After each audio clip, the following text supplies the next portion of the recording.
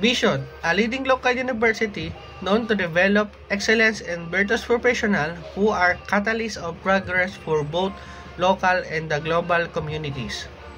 Mission, University of Eastern Pangasinan is dedicated to producing highly competent and morally responsible UEPL through innovation, industry-focused education, sustainable research, and value-based curriculum. We commit to shaping ethical trailblazer, bringing our principle-centered culture, defining our values of makajos, marunong, and malinis. UEP core values: uprightness, excellence, and passion. Good morning, sir. I'm DJ Nabor, and I'd like to share what I learned in Net 101, and my instructor is Sir Jeric Bisito.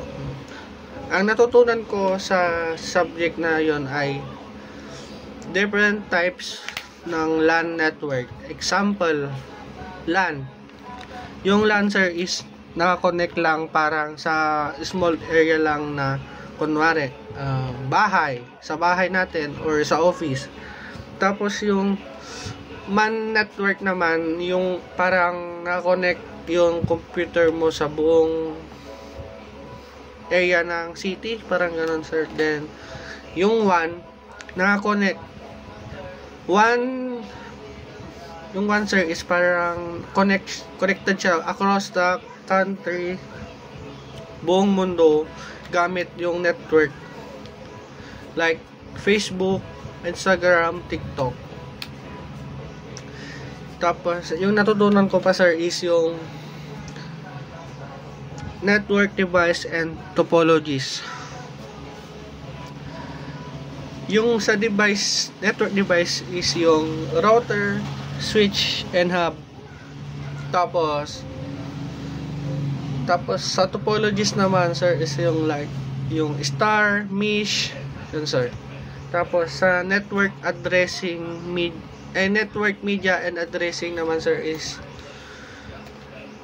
natutunan ko doon is yung different types of cable like twisted pair, coaxial, and fiber optics. Then natutunan ko pa doon, sir, is yung IP addressing, that give each device different IP address to communicate, para makapag-communicate sila ng maayos, sir. Yun. Tapos yung nakagain din ako ng knowledge sa network protocols and WAN technologies like as TCP, IP, HTTPS, and FPS. Then gumamit kami ng Cisco Packet Tracer na app para mag-build doon ng gusto naming connection like sa bahay namin. Then yun, sir. Tapos nag-build kami ng ganito, sir. Yes. Yun lang, sir. Thank you.